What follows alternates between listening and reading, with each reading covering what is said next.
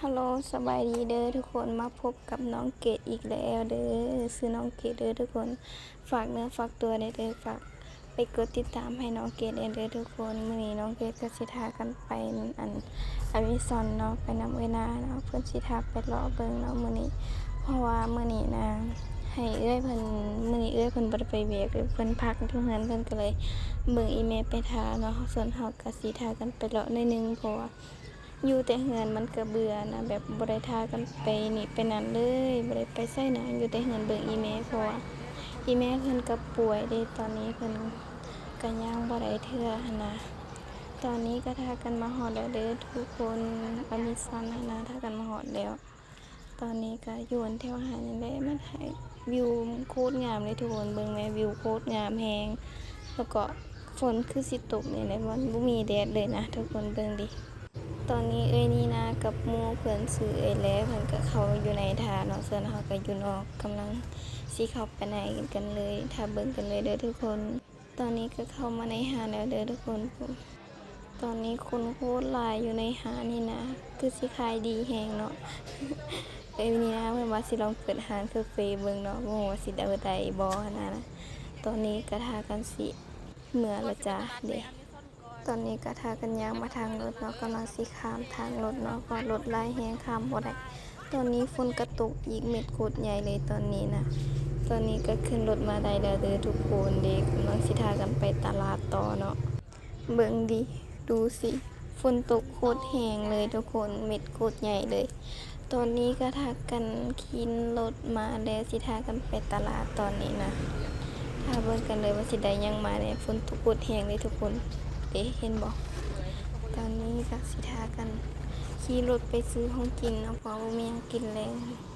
ตอนนี้ก็มาหอดตลาดแล้วจ้า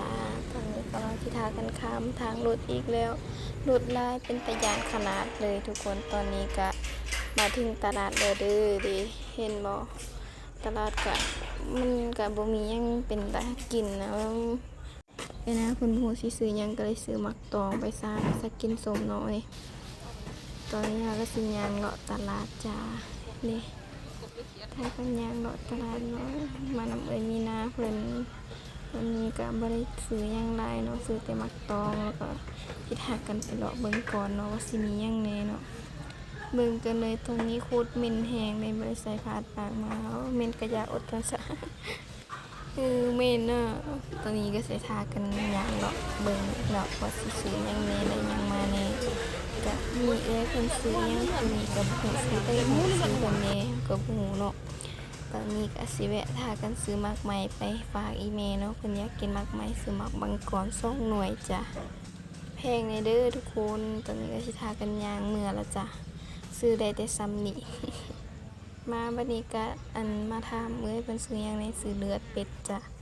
ตอนนี้ก็มาฮอดที่รถแล้วเด้อทุกคนมาฮอดแล้วก็สิถ้ากันขึ้นรถไปเนาะไปทางใหม่เนาะนี่คูดเปื่อนในเบิ่งรถอยู่ทางหน้าเป็นตายักหัวขนาด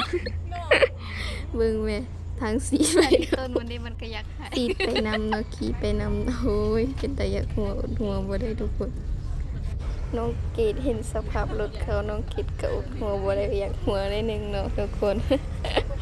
ตอนนี้ทางโคตรเปื่อนเลย ดูสภาพสิประเทศเราคูดเปื่อนในทางนะเขาพึ่งแปลงทางใหม่เด้อทุกคนนี้เป็นสภาพจากประเทศลาว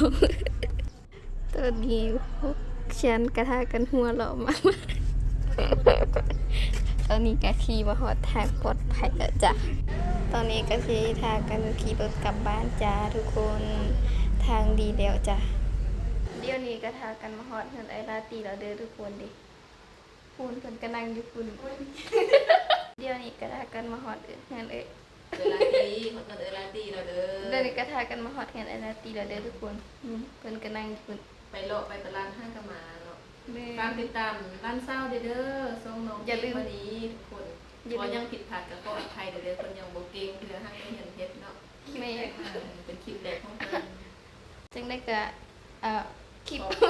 ขอบใจFC ทุกคนเด้อที่เข้ามาสนับสนุนน้องเกดเนาะขอมารับชมและกดติดตามคลิปนี้ก็พอกันเท่านี้เด้อไปเจอกันคลิปใหม่บ๊ายบาย